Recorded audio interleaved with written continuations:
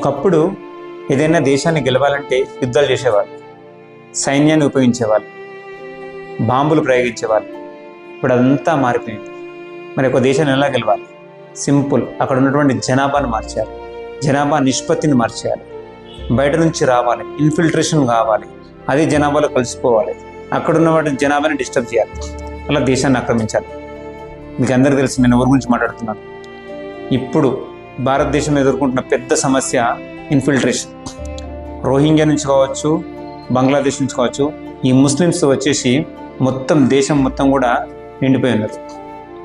చాలా ప్రదేశాలలో వాళ్ళ యొక్క జనాభా విపరీతంగా పెరిగిపోయింది.